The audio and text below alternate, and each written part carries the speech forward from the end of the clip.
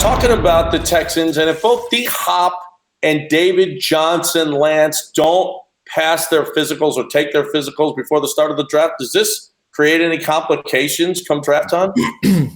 No, and I'll tell you why.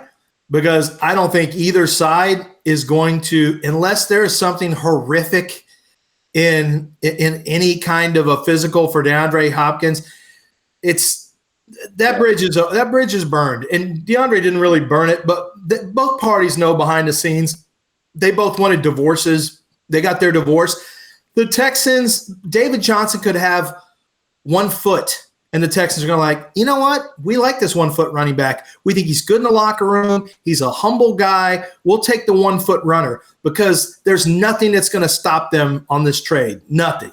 As far as these physicals go, if it's not done by the draft, there can't be any way where, although it's not official, they can't draft. Arizona can't draft for the Texans. You can do that in the NBA. You can't do that in the NFL. You're locked into a salary slot. Once you draft a pick under your name, you're locked into that salary slot.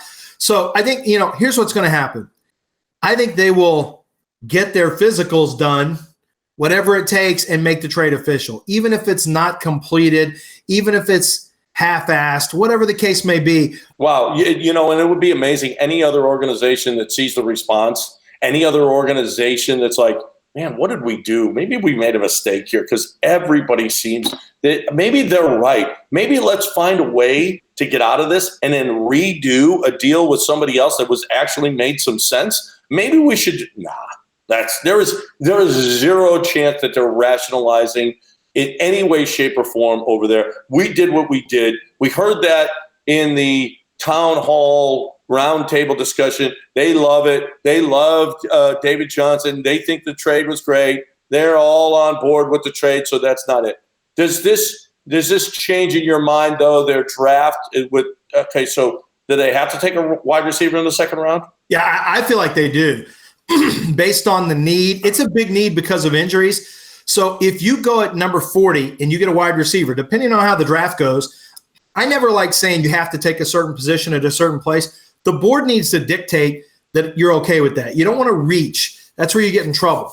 But I do think that because they really need someone to step in and help right away, and this is not a great season for that because of the shortened, potentially shortened OTAs and things like that, you need to go get somebody who is a game-ready type of wide receiver who has a certain type of skill set available. And to do that, there's going to be a list of maybe 3 or 4 players that you can target. So I think that the longer you wait to address wide receiver, you're potentially running into guys who are kind of a little more developmental that you have to coach up. You need some guys who are a little bit polished, at least one wide receiver who's a little more polished at either 40 or 57, because they're probably going to have to play early on this year. So with David Johnson that you can't count on, and the Duke Johnson that's contract is going to be done soon. Is a running back a possibility later? Yeah, I can see that. I can see running back, but so I think David Johnson is a one and done guy. So I think running back, you wouldn't even consider